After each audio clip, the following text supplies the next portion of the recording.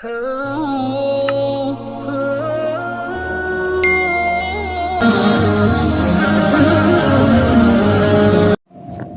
اللہ الرحمن الرحیم۔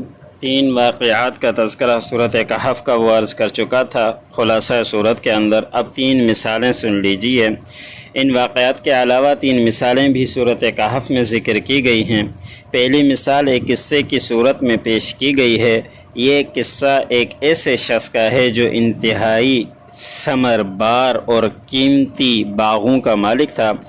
ان کے علاوہ مال و دولت کے حصول کے لیے کئی دوسرے اسباب بھی اس کے لیے مہیا ہو گئے تھے۔ دولت کی کثرت نے اسے فخر اور غرور میں مبتلا کر دیا۔ وہ بڑے بڑے دعوے کرنے لگا۔ اسے یہ غلط فہمی ہو گئی کہ یہ ثروت و غنا اسے ہمیشہ حاصل رہے گی اور اس پر کبھی بھی زوال نہیں آئے گا۔ اس کا خیال تھا کہ اول تو قیامت قائم ہی نہیں ہوگی، اور اگر کوئی بھی تو وہاں بھی مجھے خوشحالی حاصل رہے گی۔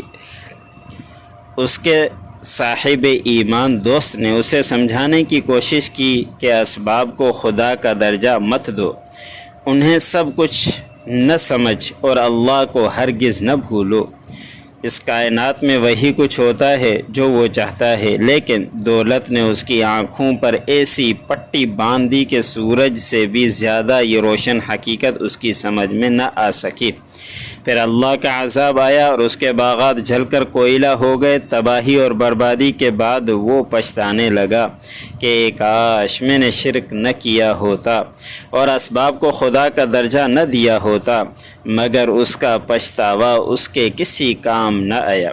یہ بات واضح ہے کہ یہ شخص خدا کو مانتا تھا اور قیامت کا مبہم سا تصور بھی اس کے دل میں تھا، اور یہ جو اس نے کہا کہ کاش میں نے شرک نہ کیا ہوتا، تو اس سے مراد شرک فی الاسباب تھا، یعنی اسباب ہی کو سب کچھ سمجھ لینا اور مسبب الاسباب کو بھول جانا۔ اگر بے لاگ تجزیہ کیا جائے تو ہم یہ اعتراف کرنے پر مجبور ہو جائیں گے کہ غیر مسلم تو اس شرک میں مبتلا تھے ہی، بہت سارے مسلمان بھی اس شرک میں مبتلا ہو چکے ہیں۔ اس میں شک نہیں کہ اسباب کو اختیار کرنا ایمان اور توکل کے منافی نہیں، مگر اسباب کو مؤثر بالذات سمجھنا یقیناً ایمان کے منافی ہیں۔ دوسری مثال جو بیان کی گئی ہے وہ باری تعالی نے یوں بیان فرمائی ہے، اور ان کے سامنے دنیا کی زندگی کی مثال بیان کر دو۔ اس کی مثال ایسی ہے جیسے زمین کی روئیدگی کا معاملہ۔ آسمان سے ہم نے پانی برسایا اور زمین کو روئیدگی اس سے مل جل کر ابھر آئی اور خوب پھلی پھولی۔ پھر ہوا یہ کہ سب کچھ سو کر چورا چورا ہو گیا۔ ہوا کے جھونکے اسے اڑا کر منتشر کر رہے ہیں، اور کون سی بات ہے جس کے کرنے پر اللہ قادر نہیں؟ یعنی زوال اور فنا میں دنیا کی زندگی اس بارش کی طرح ہے جو آسمان سے برستی ہے۔ اس کی وجہ سے پوری زمین سرسبز ہو جاتی ہے، فصلیں لالہا اٹھتی ہیں، پھول کھل جاتے ہیں، ہر طرف خوشنما منظر دکھائی دیتے ہیں۔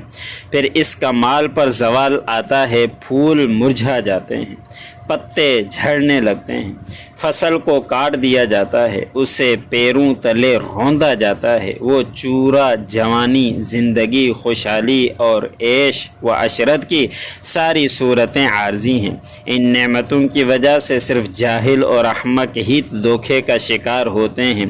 اصحاب عقل جانتے ہیں کہ یہ سب کچھ دنیا کی زندگی کا سامان اور زینت ہے۔ باقی رہنے والی اور ہمیشہ کی زندگی میں کام آنے والی چیزیں نیک اعمال ہیں، صدقہ خیرات ہے، ذکر و تلاوت ہے، اچھے اخلاق ہیں، اور بنی نوع انسان کی سچی ہمدردی ہے۔ تیسری مثال تکبر اور غرور کی ہے، اور اسے حضرت آدم علیہ السلام کے ساتھ ابلیس کے قصے میں بیان کیا گیا۔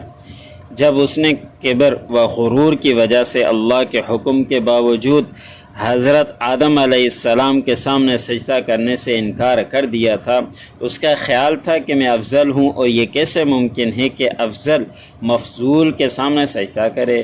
اس قصے کے ضمن میں انسان کو سمجھایا گیا ہے کہ وہ کبھی بھی فخر اور گھمنڈ میں مبتلا نہ ہو، اللہ کے حکموں کے سامنے منطق نہ لڑائے کہ بندگی کا تقاضا تسلیم و انقیاد ہے، نہ کہ حجت بازی اور انکار۔ 16ویں پارے کی ابتدائی آیات میں حضرت موسیٰ اور حضرت خضر علیہ السلام کے قصے کا بقایا ذکر کیا گیا ہے۔ اس کے بعد ذوالقرنین کا قصہ مذکور ہے۔ ذوالقرنین کی شخصیت میں مفسرین کا اختلاف ہے۔ بہت سے حضرات سکندر مقدونی کو ذوالقرنین قرار دیتے ہیں، لیکن صحیح بات یہ ہے کہ سکندر کو ذوالقرنین قرار دینا مشکل ہے، کیونکہ ایک شخص ایمان اور خوف خدا سے خالی تھا، جبکہ قرآن نے جس شخص کا ذکر کیا ہے وہ صرف وسائل و اسباب رکھنے والا بادشاہ ہی نہیں تھا، بلکہ اس کے اندر ایمانی صفات بھی پائی جاتی تھی۔ اس نے ظالم و جابر بادشاہوں کے برخلاف اللہ کے دیے ہوئے وسائل کو صرف انسانیت کی خدمت اور قیام عدل کے لیے استعمال کیا۔